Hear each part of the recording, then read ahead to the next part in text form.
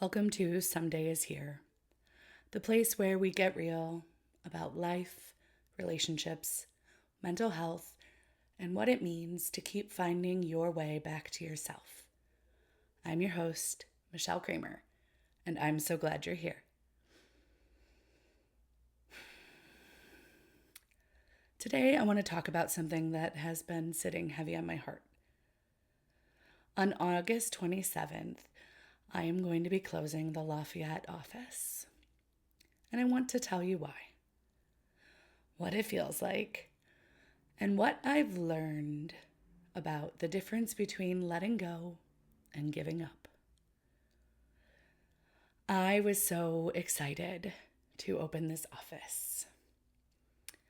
I was giddy, like a little girl, when I signed the lease to have a place that was my own after all that our family has been through the last few years, after everything I've been in my career over the last few years.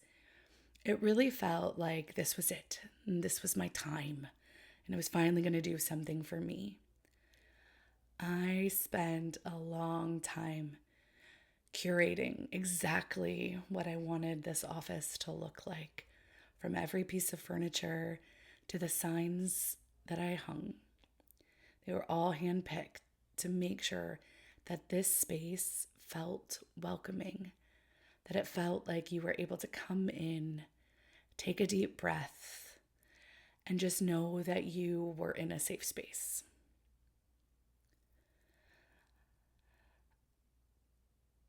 I've always been someone who puts other people first, and I don't think that's a bad thing, because it's not most of the time. But sometimes I think I end up sacrificing when I don't need to, just because I feel like it's the right thing to do.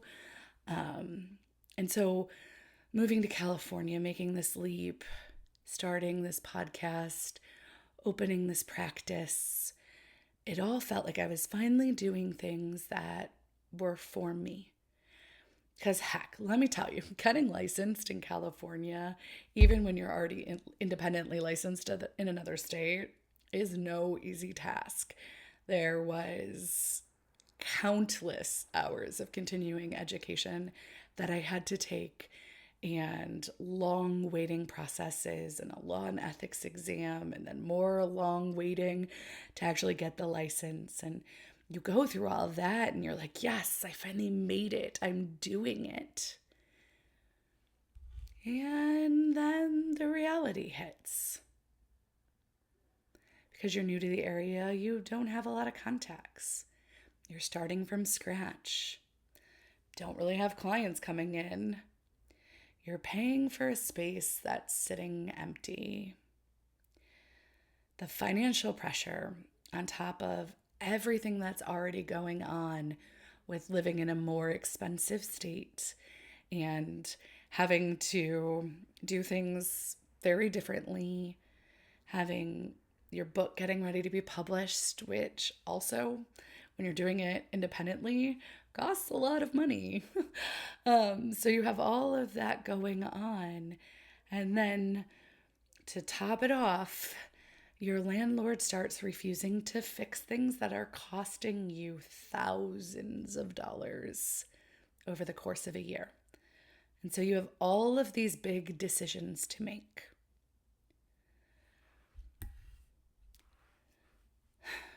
And so I sat with all the big decisions, and I had to make some priority lists and figure out what was most important to me right now. And when I started thinking about having to keep paying the rent for this office, because it is very expensive in this area of California, versus moving back to just doing telehealth, versus possibly having to move our home, which, if you know, is a fortune in itself, just moving. And it's not like Sean and I are wealthy by any means. I mean, we do well, and I'm thankful for that, and I have so much gratitude. But when you were teen parents, we're still starting from behind. We're still paying off both of our student loans. We have, our oldest is getting ready for grad school, our middle is just back at college. A lot going on in our lives, financially and emotionally.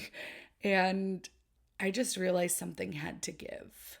And in this moment, this was the thing that could give, because it's not going to change how I practice. It's not going to change my licensure.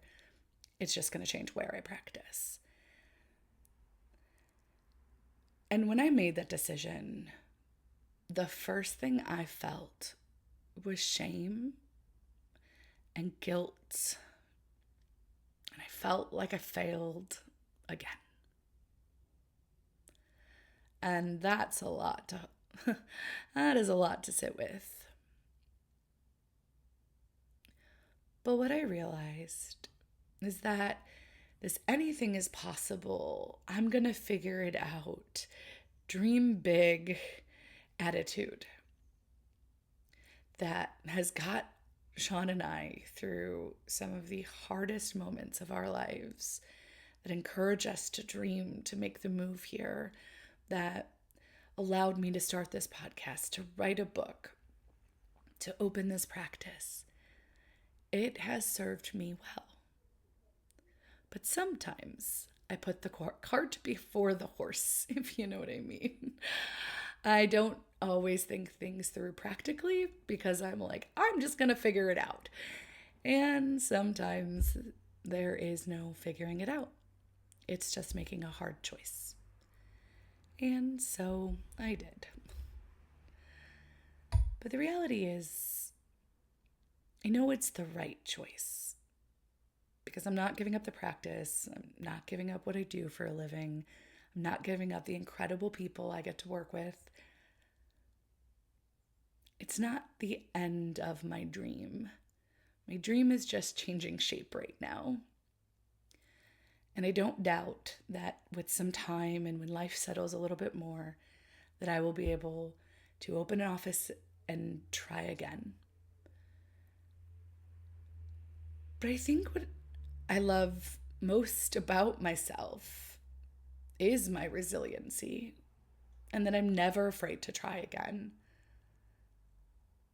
I'm not going to let something that was hard or maybe didn't go the way I want stop me from dreaming or believing in myself or in Sean and I. I'm going to figure it out and try again. So for anyone who's listening, if you're holding on to something that is costing you more than it is giving back at this time, for anyone who is afraid that letting go of something means that you failed, it's okay to let it go. I'm not saying it's easy. I'm not saying it feels great. But we need to be pouring into ourselves and our finances and our time in ways that give us dividends. And if it's not, maybe it's time to let it go. You are not failing. You are not a failure. You're a dreamer who dreamed a dream that maybe just wasn't at the right time. So I'm sitting with you as you're sitting with your decisions. I'm sending you good vibes and lots of hugs, because I know what it's like to sit in that place. But just remember, we are unfinished, and unfinished does not mean done. So wherever you are today, whatever season you're in, I hope this reminds you that you don't have to have it all figured out. Until next time, take care of yourself and each other. I will see you in the next episode.